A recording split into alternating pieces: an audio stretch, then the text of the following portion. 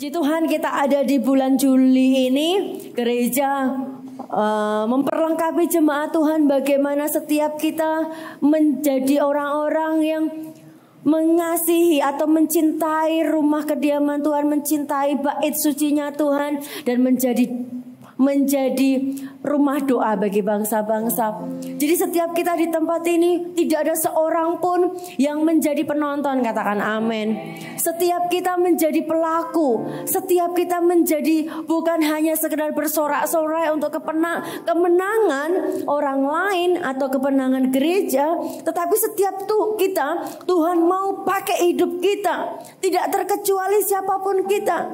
Mungkin kita merasa kita terbatas, mungkin kita merasa kita nggak bisa apa-apa, tetapi pada kebenarannya adalah Tuhan mau pakai setiap kita, bahkan untuk memberkati bangsa-bangsa.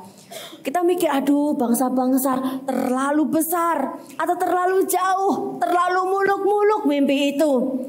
Memberkati bangsa-bangsa, hidupku sekarang aja, aduh nggak ada arah kesananya. Mungkin kita berpikir seperti itu. Terlalu besar, kita merasa terlalu sederhana, terlalu kecil, terlalu tidak mampu untuk menggenapinya. Tetapi ketika kita ada di tempat ini, ketika kita ada di gereja Mawar Sharon, ada pengurapan secara khusus. Kita didoakan oleh para pemimpin-pemimpin kita. Kita didoakan, kita ada dalam pengurapan untuk menjadi berkat bagi bangsa-bangsa, katakan amin. Bukan hanya sekedar visi yang kecil, tetapi visi yang besar. Tidak ada seorang pun di tempat ini yang cuma menjadi penonton, melihat, oh temanku, oh dulu itu teman CG ku, oh dia dulu yang duduk di sebelahku ketika ibadah, oh dia teman pelayananku. Sekarang hidupnya dipakai memberkati bangsa-bangsa. Bukan cuma temanmu, bukan cuma orang lain, tetapi setiap kita juga dipakai Tuhan untuk memberkati bangsa-bangsa. Coba pegang hidungnya masing-masing dan katakan, aku dipakai untuk memberkati bangsa-bangsa. Nah, jadi tidak terkecuali, jangan nunjuk orang lain, oh cuma itu aja, bukan. Tetapi aku dipakai untuk memberkati bangsa-bangsa, katakan amin. Oleh sebab itu mari sama-sama kita belajar hari ini bagaimana kita dipanggil, mau dipakai sama Tuhan untuk menjadi berkat bagi bangsa-bangsa. Kita gak kepikiran bagaimana caranya. Kita belajar sama-sama. Kita di tempat ini bukan hanya sekedar datang, duduk, ya, mendengarkan firman Tuhan, atau mungkin nemeni teman-teman yang CG untuk ibadah, atau mungkin hanya kebetulan diajak kok yang baru pertama kali hadir. Tidak ada yang kebetulan di tempat ini. Amin. Ketika firman Tuhan ini kita mendengar, artinya ada panggilan untuk setiap kita yang mendengarnya untuk kita menjadi berkat. Artinya menjadi berkat itu apa? Kita akan belajar bersama-sama hari ini. Kita buka di Matius 20 ayat 26. Matius 20 ayat yang ke-26 sampai ke-28 dikatakan demikian. Tidaklah demikian di antara kamu. Barang siapa ingin menjadi besar di antara kamu, hendaklah ia menjadi apa? Pelayanmu. Dan barang siapa ingin menjadi apa? Terkemuka di antara kamu, hendaklah ia menjadi hambamu. Sama seperti anak manusia datang bukan untuk dilayani, melainkan untuk melayani, untuk memberikan nyawanya menjadi tebusan bagi banyak orang. Diingatkan sekali lagi, tidak demikian di antara kamu. Barang siapa mau menjadi besar. Siapa yang gak mau menjadi besar? Kecuali badan kita aja kan ya. Tetapi kita semua punya mimpi yang besar. Kita mau diberkati dengan berkat yang besar, benar? Kita mau menjadi nama kita menjadi besar, menjadi harum, menjadi terkenal, berdampak besar. Siapa yang gak mau? Semuanya mau. Berkelimpahan semuanya mau.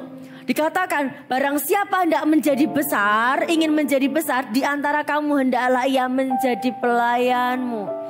Dan dikatakan, dan barang siapa ingin menjadi terkemuka, menjadi terkenal, menjadi tersohor, menjadi orang yang diakui, menjadi orang yang direspek, menjadi orang yang dihormati, Di sini dikatakan di antara kamu hendaklah ia menjadi hamba. Yang pertama tadi kita menjadi pelayan, menjadi hamba. Sama seperti anak manusia. Datang bukan untuk dilayani. Firman Tuhan ini menegaskan kepada kita. Untuk kita dipanggil menjadi pelayan. Melainkan untuk melayani. Bukan untuk dilayani tetapi untuk melayani. Hari ini setiap kita dipanggil untuk menjadi dampak. Bahkan untuk menjadi berkat bagi bangsa-bangsa dengan cara apa? Dengan cara melayani. Katakan sama-sama melayani. Bagaimana kita bisa besar? Bagaimana kita bisa sukses? Bagaimana kita bisa terkemuka? Ada kuncinya. Tuhan memberikan kepada kita kuncinya adalah dengan melayani. Bukan dilayani. Orang yang semakin dewasa, dia akan melayani, bukan dilayani. Semakin kita bertumbuh, semakin kita mengasihi, semakin kita bertumbuh, mengasihi Tuhan dan terus bertumbuh menjadi orang yang dewasa. Karakter kita menjadi semakin dewasa. Kita berhenti untuk dilayani, tetapi kita masuk ke dalam satu dimensi, satu babak yang baru, satu level yang baru, yaitu melayani, bukan dilayani. Jangan sibuk, jangan habiskan waktu keluar masuk gereja. Hanya keluar masuk gereja saja. Tetapi ambil satu bagian yang penting, yaitu melayani. Karena seperti Yesus datang ke muka bumi ini bukan untuk dilayani. Kita pernah sering mendengar hal itu. Tetapi untuk melayani. Rugi kita keluar masuk gereja. Duduk dengarkan firman berjam-jam mungkin. Bertahun-tahun kita menjadi orang Kristen, tetapi kita tidak mengerti. Kita sudah tahu untuk menjadi besar. Kita sudah tahu untuk menjadi terkemuka. Bagaimana caranya? Yaitu dengan cara melayani. Kita tahu ini. Sudah tahu kuncinya apa. Kita sudah sibuk dengan prosesnya, masukkan mungkin ya. Kita tahu di balik pintu itu ada yang namanya promosi. Di balik itu ada namanya terkemuka. Ada sesuatu yang besar yang membawa kita besar. Kita tahu dan kita sudah pegang kuncinya. Tetapi kebanyakan orang tidak berani melangkah, mendekat kepada pintu itu dan membuka pintunya dan mengoperasikannya dengan cara menggerakkannya, dengan cara apa? Melayani. Dan bersyukur bahwa ini adalah kunci dan kita mendapatkan firman Tuhan menerangi jalan kita. Siapa sih yang gak mau menjadi besar? Pasti semua orang mau menjadi besar. Semua orang menjadi sukses. Orang menjadi terkenal karena keberhasilan kita. Bukan karena hal-hal konyol yang kita lakukan. Atau hanya sekedar viral gara-gara sesuatu. Tetapi karena prestasi kita. Tetapi karena sesuatu yang kita lakukan, kita capai. Dengan apa? Kita belajar untuk melayani hari ini. Mengapa sih kita melayani dan terkhusus? Jangan punya pemikiran yang sempit. Saya bersyukur ada di gereja ini. Saya berada di gereja Mawar Saron ketika saya masih teens. Masih muda sekali. Saya menjadi volunteer, saya melayani tempat ini. Dan tempat ini tidak berubah. Dulu sekarang menjadi tempat, menjadi wadah. Di mana setiap orang diberi kesempatan untuk melayani. Untuk mengekspresikan atau mengembangkan setiap talenta atau setiap mina yang Tuhan berikan. Di tempat inilah, waktu dulu saya masih kecil saya dihargai. Belum bisa apa-apa tapi saya dikasih kepercayaan untuk melayani hal-hal yang sederhana. Bukan pelayanan panggung, suara saya nanggung ya. Jelek amat enggak, bagus amat enggak, pokoknya nanggung aja lah gitu ya. Bukan tempatnya, bukan di sini. Saya belajar untuk melayani di Connect Group. Saya belajar untuk melayani waktu itu setelah bertumbuh di dalam Connect Group. Saya mulai dikasih percayaan waktu dulu. Persembahan syukur, ucapan syukur itu tidak seperti ini ya. Dulu tuh ditaruh di depan gitu, ada boxnya. Terus kita megang. Saya petugas untuk memegang box. persembahan syukur itu gitu ya. Bukan hasil, hanya memegang gitu ya. Ya itu yang saya lakukan. Tapi saya diberi kesempatan, gereja di mana kita bertumbuh. Di tempat inilah kita mendapat kesempatan, ada satu wadah yang luas untuk kita menjadi besar dengan cara apa? Melayani, mendapatkan kesempatan itu. Oleh sebab itu, mari sama-sama, kalau kita sudah tahu kuncinya untuk menjadi besar, untuk menjadi terkemuka, kita dipanggil untuk melayani. Di tempat ini kita belajar untuk melayani. Kita lihat di Mazmur 69 ayat yang ke-9. Mengapa kita melayani? Di Mazmur 69 ayat yang ke-9 dikatakan demikian. Sebab cinta untuk rumahmu menghanguskan aku. Dan kata-kata yang mencela engkau telah menimpa aku. Dikatakan di situ bahwa cinta akan rumahmu itu menghanguskan aku. Mengapa kita melayani? Yang pertama karena cinta. Cinta akan Tuhan, cinta akan rumah Tuhan. Itu yang menghanguskan kita sehingga kita melayani. Kalau kita cinta kepada seseorang, pasti kita akan berikan yang terbaik. Benar apa benar? Kalau kita cinta sama seseorang, pasti kita akan siapkan yang terbaik untuk seseorang itu. Bukan yang nomor 2, bahkan seluruhnya yang terbaik kita akan berikan kepada seseorang yang kita kasihi, yang kita cintai. Kalau seseorang itu mungkin biasanya dulu ya Valentine ya. Masih ada nggak ya perayaan Valentine sekarang di anak-anak muda? Masih ya, masih lama. Atau misalnya ulang tahun lah. Kita tahu orang yang kita sayangi, orang yang kita kasih itu ulang tahun. Kita akan berikan yang terbaik yang kita bisa, benar gak? Kado yang terbaik, surprise yang terbaik, tulisan-tulisan wishes yang terbaik, benar ya? Gak mungkin kan asal-asalan.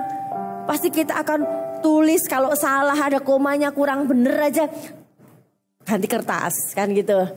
Kadonya yang terbaik. Bahkan rela-rela kita puasa, ngirit-ngirit untuk beli kado. Sampai kena mah gitu ya mungkin. Karena gak makan demi kado seseorang. Demi-demi. Itu karena apa? Karena cinta maka akan melayani. Maka akan memberi yang terbaik. Seberapa kita cinta sama Tuhan, maka kita akan melayani Tuhan. Seperti permazmur dikatakan, cinta akan rumahmu menghanguskan aku. Oleh sebab itu ada satu panggilan untuk kita melayani Tuhan di rumahnya, di gerejanya, di bait di mana kita beribadah. Kita mau melayani Tuhan. Jangan hanya sekedar bertahun-tahun kita menjadi orang Kristen, keluar masuk setiap hari Minggu, setiap hari Sabtu mungkin. Tapi kita gak bertumbuh. Kita cuma disuapin, diberi makan. Tapi kalau kita cinta sama Tuhan, kita mengambil komitmen, aku mau melayani Tuhan. Karena kita cinta. Gak usah diaba-aba. Kalau cinta itu pasti akan berikan yang terbaik. Misalnya, ini kan semua, misalnya ada kita, ini baru pada pulang kampung karena liburan kuliah. Kan gak mungkin ya kalau misalnya orang yang kita cintai atau pacar kita turun dari kereta gitu misalnya. Naik kereta atau naik pesawat gitu. Sudah malam gitu. Tiba-tiba minta dijemput. Masih mikir kita. Gimana kalau naik Grab aja? Bisa gak ya? Kan enggak ya? Tapi kalau orang yang kita cintai pasti siap jam berapa? Jam 2 pagi. Wow, itu bisa gak tidur ya. Digaspol langsung gitu ya. Langsung dikondisikan segala sesuatunya itu aman. Padahal tidak seperti itu. Jadi mulai mungkin tertidur gitu ya sambil nunggu. Karena apa? Karena cinta. Apalagi kalau misalnya tidak ada kendaraan, aman, bisa kita minjam ya toh? Langsung mulai cari pinjaman dari siang hari. Bisa nggak ya minjem kendaraannya buat jemput? Karena cinta. Jadi nggak perlu didorong-dorong. Gak perlu ditarik-tarik atau dipaksa-paksa, secara natural. Orang yang jatuh cinta, orang yang cinta akan melayani dan memberikan yang terbaik buat pribadi yang dicintainya. Oleh sebab itu kalau kita mengasihi Tuhan, kalau kita cinta sama Tuhan, maka kita akan berikan yang terbaik dari diri kita, dari hidup kita untuk melayani. Amin. Gak perlu dipaksa-paksa. Gak perlu nunggu pewahyuan dari atas. Kan gak mungkin ya ketika kita menjemput orang yang kita kasih. Aku kok berdoa kok gak mendengar ya. Aku suruh jemput kamu, kan enggak kan ya. Langsung gercep gitu ya. Karena apa? Karena ekspresi, refleks daripada cinta itu. Jadi pertama, mengapa kita melayani? Yang pertama adalah karena cinta.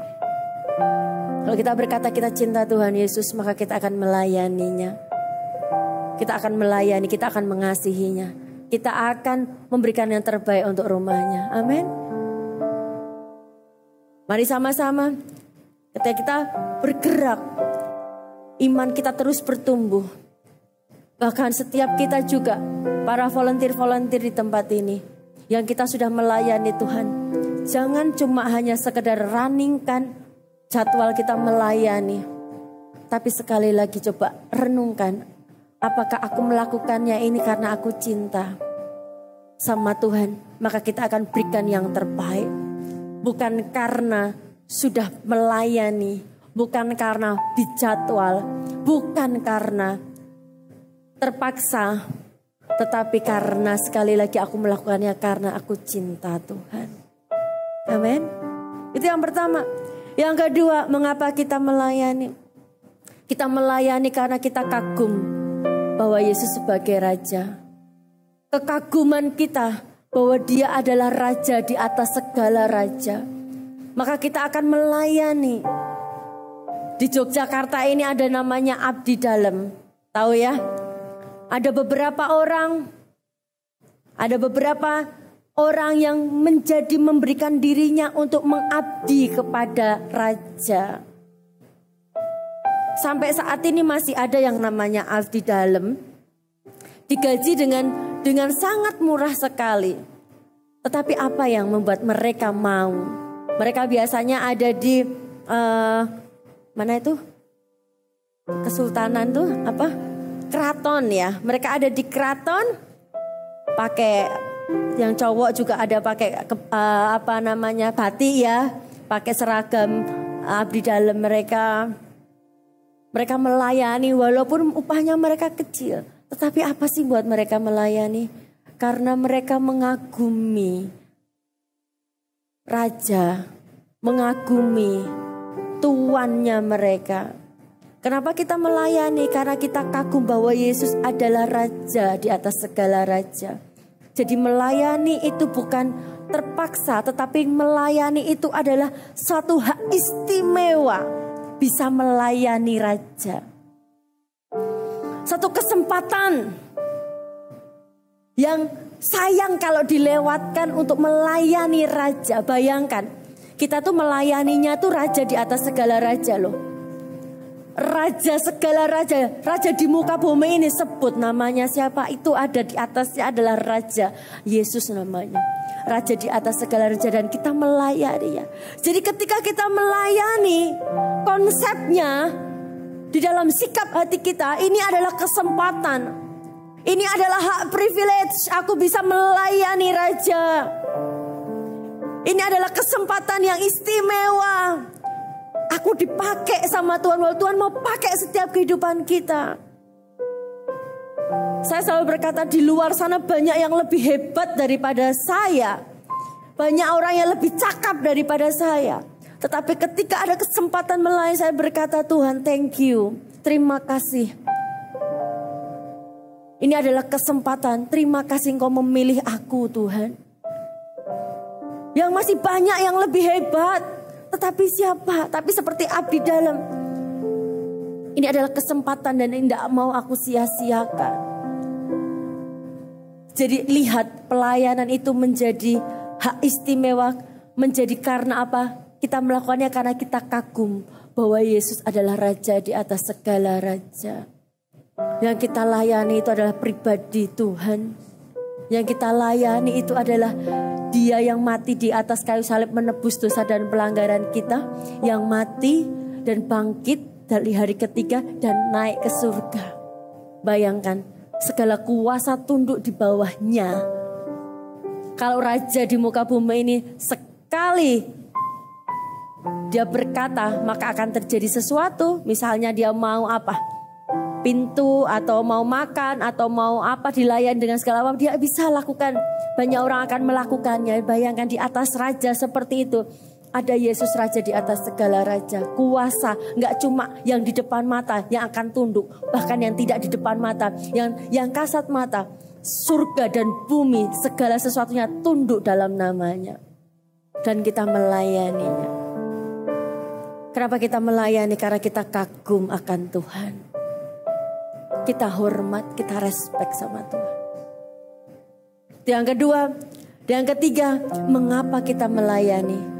Yang ketiga, kenapa kita melayani? Karena melayani itu membawa kita menjadi berkat. Katakan amin. Membawa kita menjadi berkat. Kita buka ayatnya di Matius 21 ayat yang ke-18 mengenai Yesus mengutuk pohon ara. Yesus mengutuk pohon ara di Matius 21 ayat yang ke-18. Pada pagi-pagi hari dalam perjalanannya kembali ke kota, Yesus merasa lapar. Dekat jalan ia melihat pohon ara lalu pergi ke situ. Tetapi ia tidak mendapat apa-apa pada pohon itu selain daun-daun saja. Katanya kepada pohon itu, engkau tidak akan berbuah lagi selama-lamanya. Dan seketika itu juga keringlah pohon ara itu. Melihat kejadian itu tercenganglah murid-muridnya lalu berkata, bagaimana mungkin pohon ara itu sekonyong-konyong menjadi kering?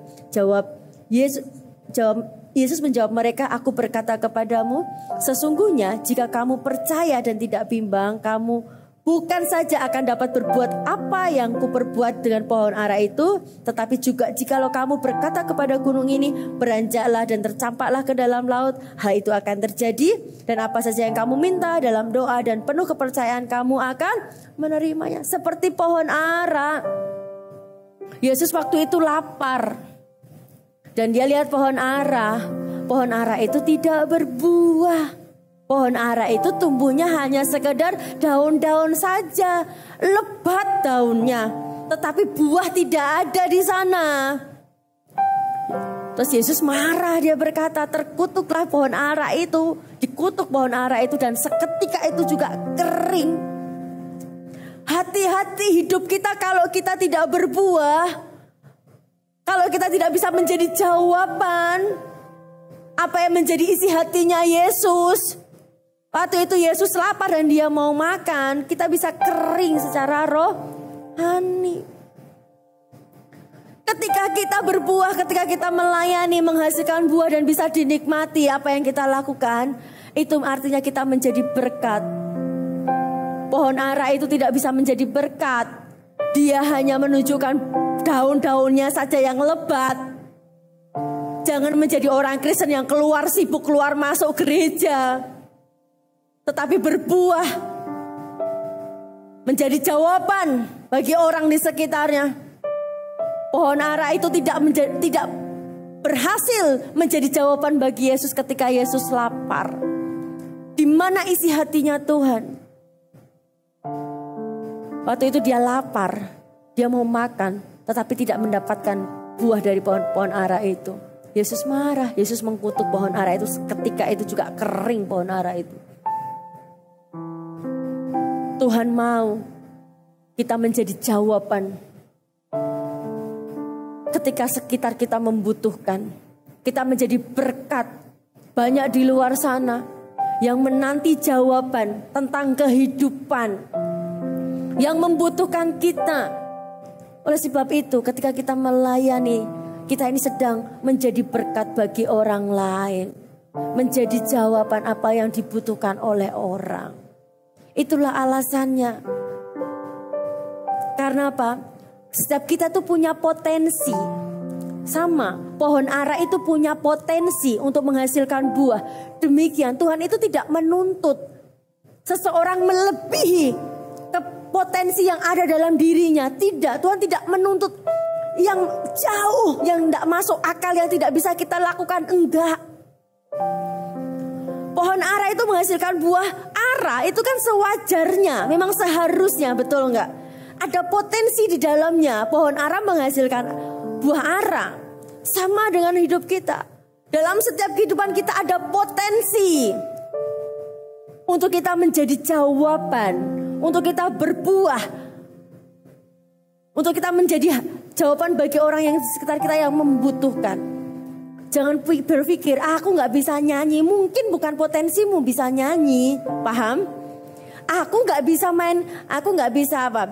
Gak bisa main musik.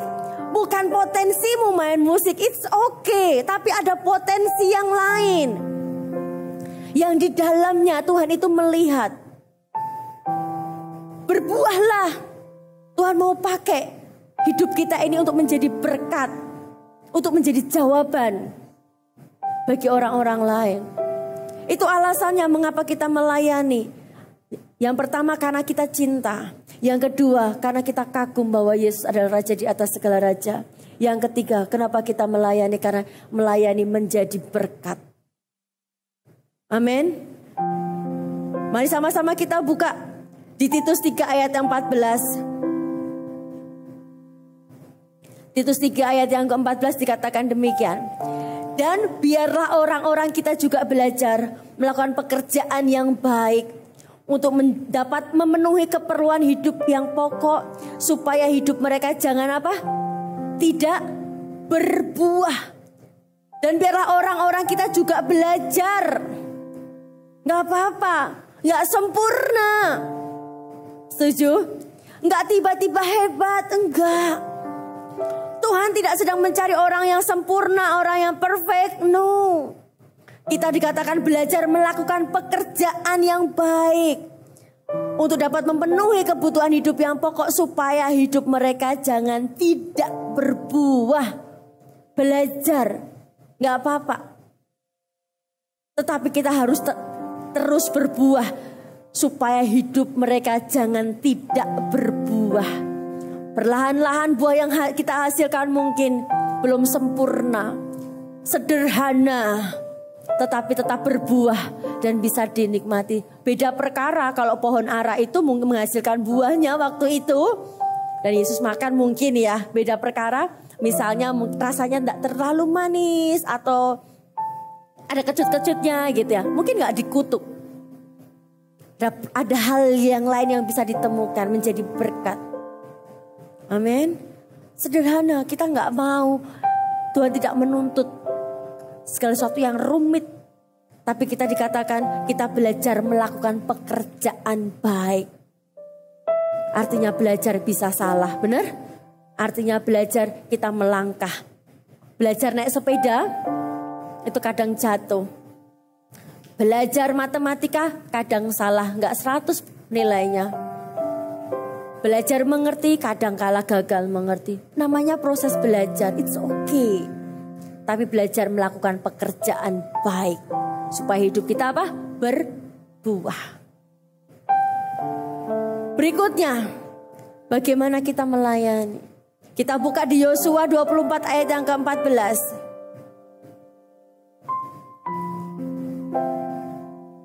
Yosua 24 ayat yang ke-14 sampai ayat yang ke-15 saya bacakan. Oleh sebab itu, takutlah akan Tuhan dan beribadahlah kepadanya dengan tulus, ikhlas dan setia.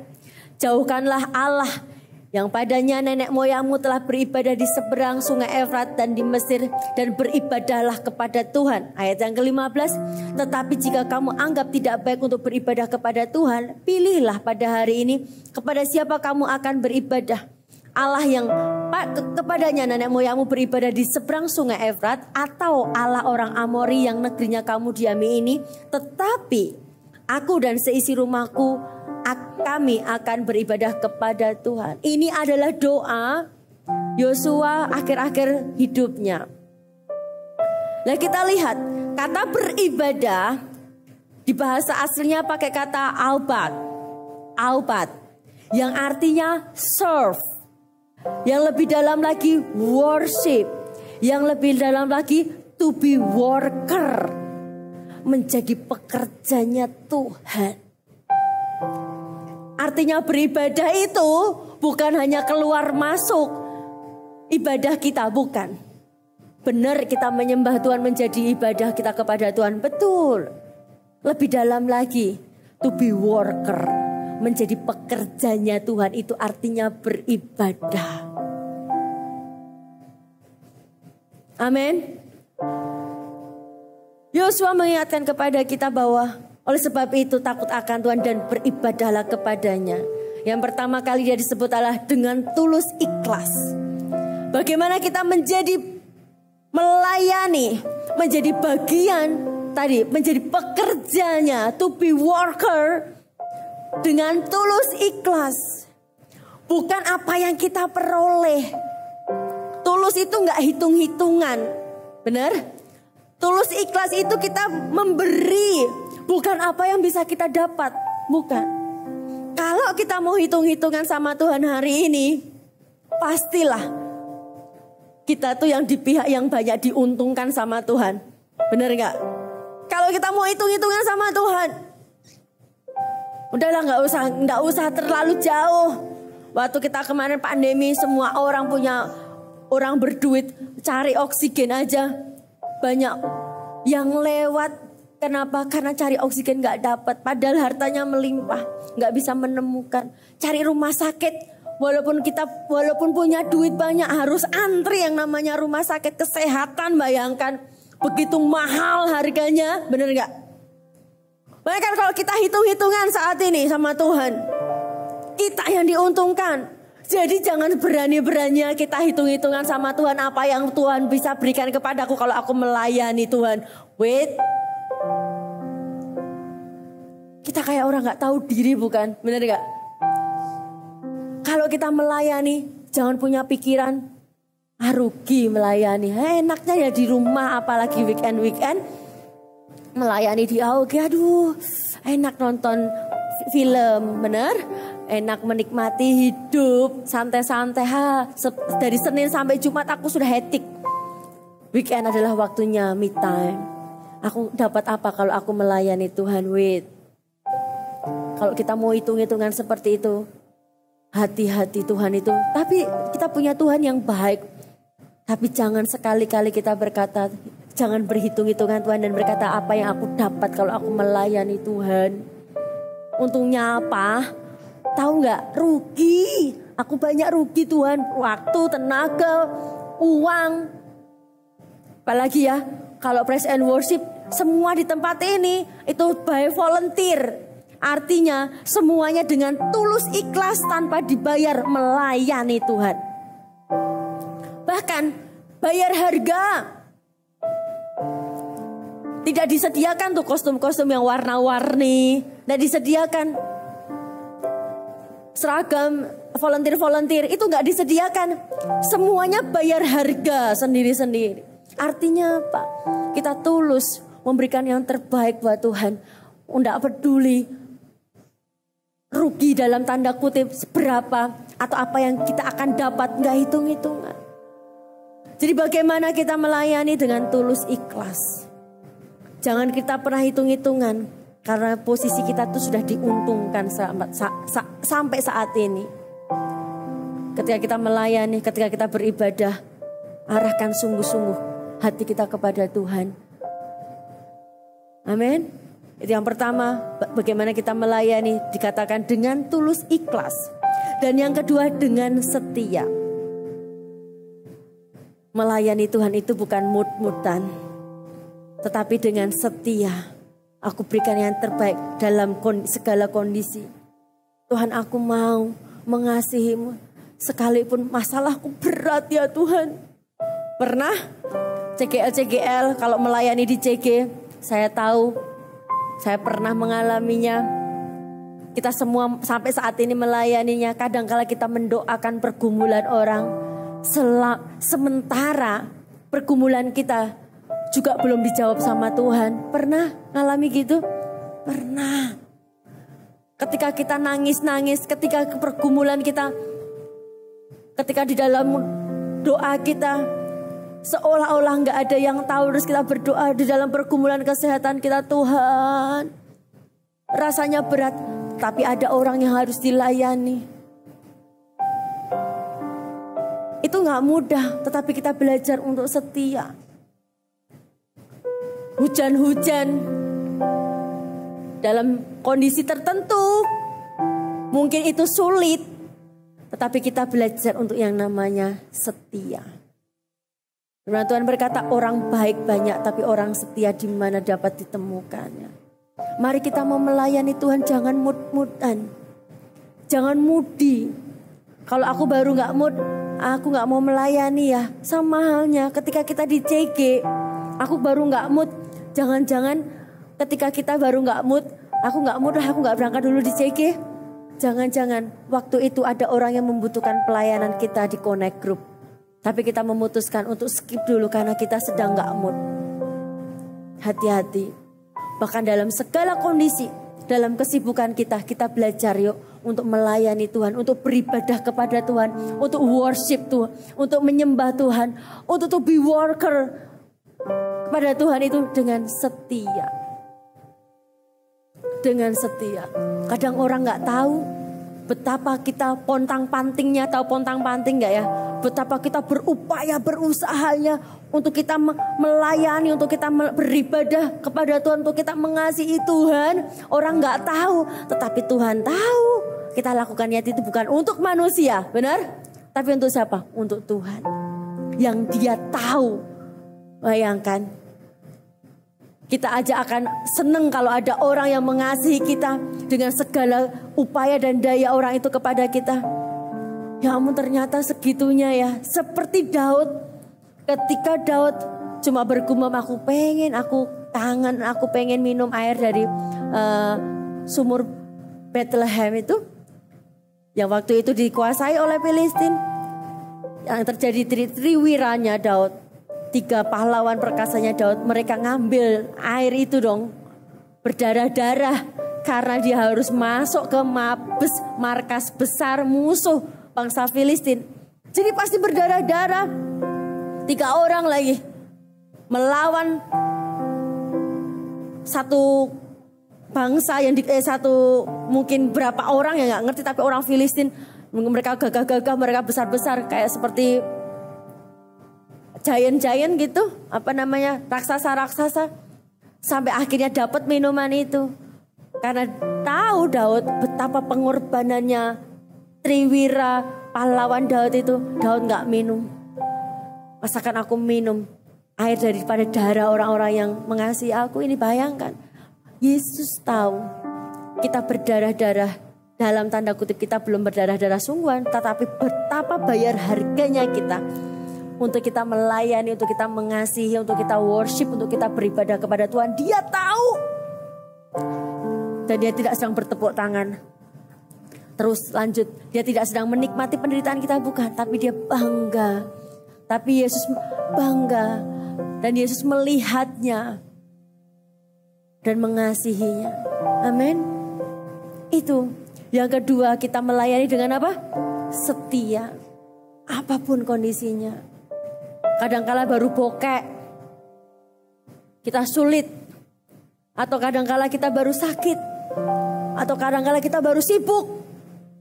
Banyaklah kondisi-kondisi tertentu. Tapi kita mau belajar dalam segala kondisi yang sekalipun tidak ideal. Kita mau belajar untuk tetap melayani, tetap mengasihi, tetap worship, tetap menyembah Tuhan. Amin. Yang ketiga, melayani itu dengan apa? Dikatakan di sini, dikatakan ayat yang ke-25, tetapi jika kamu anggap tidak baik untuk beribadah kepada Tuhan, pilihlah pada hari ini kepada siapa kamu akan beribadah.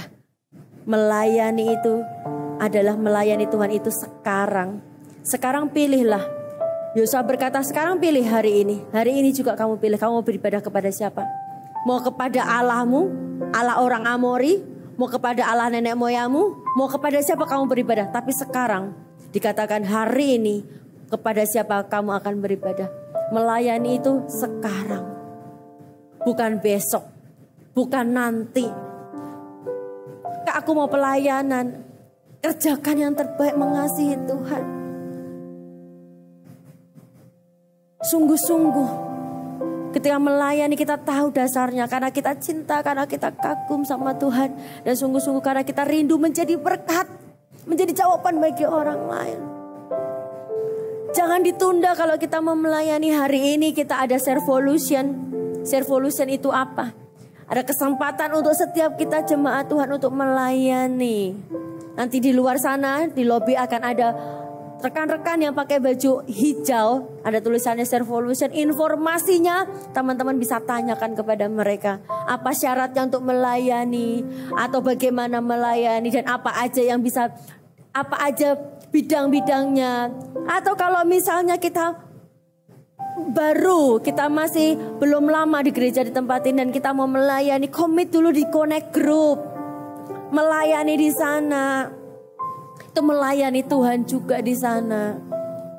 Ketika kita berdoa, ketika kita mendoakan orang, ketika kita menjemput orang, bahkan ketika kita membawa minuman buat orang lain, itu kita melayani.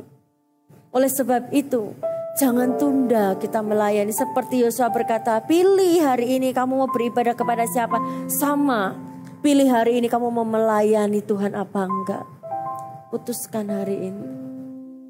Mau kepada Allah Amori, mau kepada Allah nenek moyangmu, mau kepada siapa engkau mau melayani, mau kepada siapa engkau beribadah. Stop untuk hanya sekedar keluar masuk gereja. Seperti pohon ara yang tumbuh, daunnya banyak tapi gak menghasilkan buah. Kita mau menghasilkan buah. Amin. Kita mau melayani. Kita mau menjadi jawaban bagi orang-orang di sekitar kita. Yohanes 9 ayat yang keempat dikatakan demikian. Kita harus mengerjakan pekerjaan Dia yang mengutus aku. Selama masih siang akan datang malam di mana tidak ada seorang pun yang dapat bekerja. Segala sesuatu ada waktunya. Bahkan dikatakan di sini, selama masih siang artinya apa? Selama masih ada waktu, masih ada kesempatan. Maka akan datang nanti malam, sudah tidak bisa lagi melayani, sudah tidak ada lagi yang ada orang di sana, sudah tidak beraktivitas, di mana tidak ada seorang pun yang dapat dikerjakan, tidak ada seorang pun yang dapat bekerja. Jadi selama masih ada kesempatan, selama kita masih ada diberi kesempatan, Army of God, setiap kita ini ada masih orang-orang yang muda, setuju? Punya banyak kesempatan, punya banyak energi, punya pemikiran yang kreatif. Itu anak muda. Mobilnya tinggi. Dalam seketika kita bisa ada di satu tempat.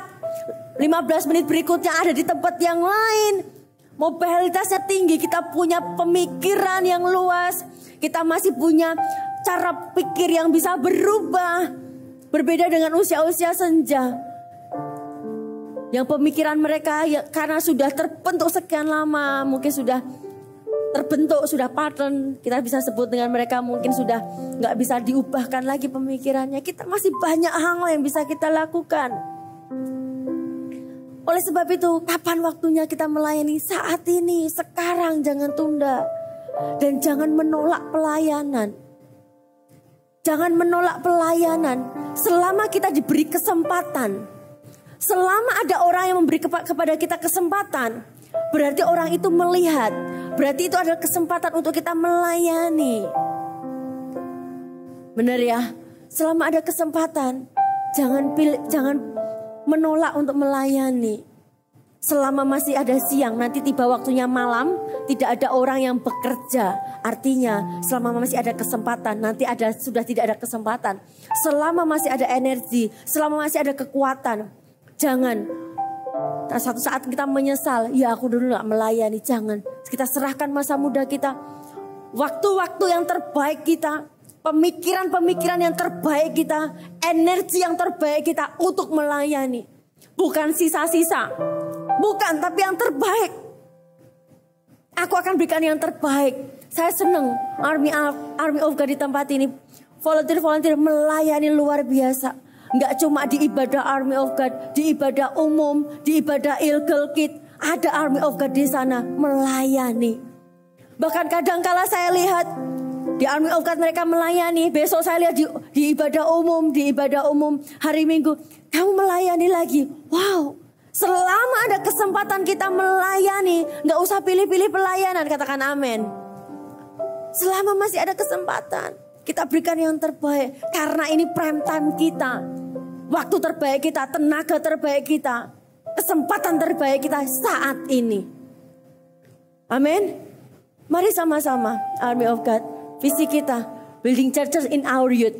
Membangun gereja di masa muda kita, bukan di masa tua. Tapi di masa muda kita berikan yang terbaik buat Tuhan. Amin. Dimanapun, di tempat orang membutuhkan kita mau belajar untuk melayani. Yes. Ini aku Tuhan, utuslah aku. Kemanapun kau pimpin, ke negeri yang kau pilih. Gak usah jauh-jauh ke negeri. Ke tempat-tempat di mana, ke orang-orang di mana yang membutuhkan kita. Ini aku utuslah Tuhan. Mari sama-sama. Army of God, siapa yang malam hari ini berkata, aku mengasihi Tuhan dan aku mau melayani, aku mau memberikan yang terbaik buat Tuhan. Angkat tangannya di hadapan Tuhan.